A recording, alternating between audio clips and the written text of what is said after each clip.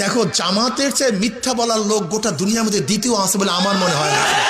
আমি আশ্চর্য হয়ে যাই যে জামাত বলছে সৎ লোকের শাসন চাই, আল্লাহর আইন চাই।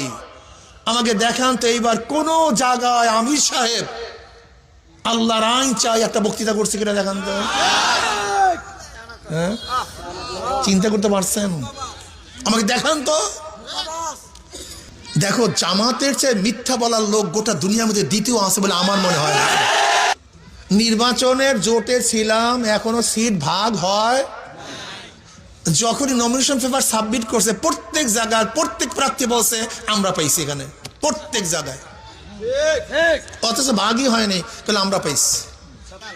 ওই যে খ্রিস্টান ভদ্র মহিলা যখন জামাতের আমিরকে প্রশ্ন করছে আপনারা যদি ঈশ্বর যদি আপনার ক্ষমতায় নেয় আপনার কোন নীতিতে কোন আইনে দেশ চালাবেন, তখন স্পষ্ট বলছে যে আমরা শরিয়া ভিত্তিতে দেশ চালাবো না, প্রচলিত নিয়মে দেশ চালাবো। এবং ব্যাখ্যা করে স্পষ্ট বলছে যে হ্যাঁ, আমির সাহেব বলেছেন আমরা প্রচলিত আইনে দেশ পরিচালনা করব। যদি প্রচলিত নিয়মেই দেশ পরিচালিত করি তাহলে আওয়ামী লীগ দোষটা কি করছে? বিএনপির দোষটা কি?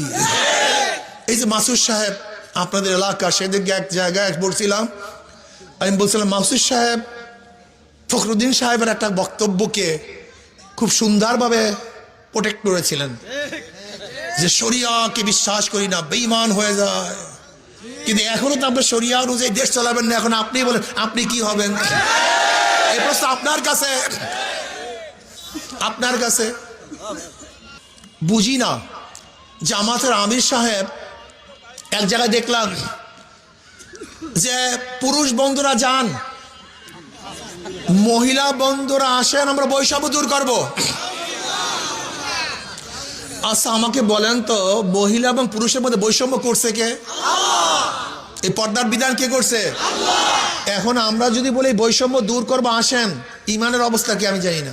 এই মুফতিয়ানে কেরাম আছেন, আপনার ফতুয়া দেবেন আমি জানি না। কিন্তু আমাদের সাথে এই আন্দোলনের প্রধান নায়ক, আমি তাকে বিশেষভাবে ধন্যবাদ জানাচ্ছি। জনাব তারেক রহমান আজকে সংযুক্ত হয়েছেন। তিনি দূরে থেকেও জাতিকে আমি বলবো অত্যন্ত বুদ্ধিভিত্তিকভাবে এবং সফলভাবে নেতৃত্ব দিয়েছেন। বলেছি বলার সাথে সাথে আমার মোবাইলটা টাচ ফোনটা কাটিয়ে নিয়ে গেছে, আবার এই ভোরকাও ছিঁড়েছে, আবার আমার মুখোশ টুকোশ উন্না টুন্না সব খুলে ফেলাইলো। আমার গায়ে কিচ্ছু ছিল না, আমি আসার সময় পরে আইছি, একদম আমার সবাই কাট করে ফেলাইছে। ইলিয়াস হুজুরে একদম আমার কাট করে দিতে দিয়ে তোমার আমার এরকম করে বুকি টুকি আমার এরকম করে জড়াই ধরেছে, ধরে তোমার ইলিয়াস হুজুর এরকম করে কাট করে দিছে, দিয়ে আমার সবাই ফেলাই দিছে। একবার পুরুষ মানুষ 6 জন পুরা বাড়ির ভিতরে 5-6 জন মানুষ আমার ওরা। আর কে কে ছিল?